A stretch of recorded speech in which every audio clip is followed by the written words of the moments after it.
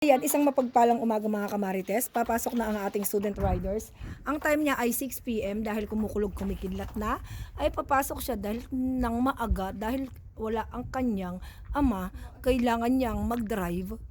Ang uuwi niya ay 7 p.m. Ano hinahanap mo? Ito ang kanyang nanay, naglalaba. Sinasabayan niya ang pag-ulan. Tinatapos niya ang kanyang labahin. Kasi may bunso kami dito sa bahay, laging umiihi sa higaan. Hulaan nyo kung sino. Hulaan nyo kung sino, hindi nyo alam. At ayan na, ang aming student rider. Third day of final exam at magbabakasyon na siya. 1 buwan lang ang kanyang bakasyon, huwag kayong mag-alala. Sa susunod na pasok ay second year, college na siya. Hindi ka nag-medyas ang mahaba. Mangingitim yung paa mo. Susunog yan. Ayun, may block dyan. Saan? Ayun, sa kanya. Tuyo na yan? Oo. Hindi yan, ito. Nga sa dulo. At ayan, magmemedyas daw siya ng mahaba at mangingitim ang kanyang put.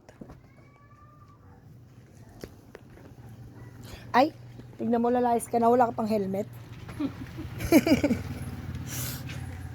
Kakabidyo ng kanyang ina, ang helmet niya ay makakalimutan niya. For today's... Ha? Nasunog. Ano yun? Yung rose? Mura. Nabubuhay kaya yan, Nay? Mura siya. Pagka Anong mura? hindi magulang. Pagka na hindi nabuhay yan, hindi magulang. Ilagay mo na sa bag mo yung medyas mo.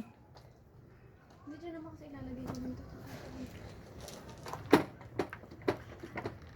Hala, tabingi! Patay tayo sa'yo. Pag sarado lang po ng kanyang Mio ay hindi niya pa alam kung paano. Tabingi.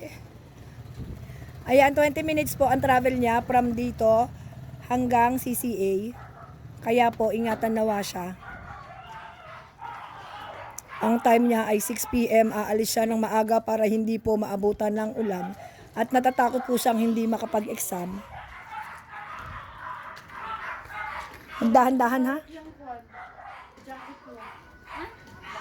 Ilang ka pang lumilipad-lipad. Ha? Jacket mo sa harap.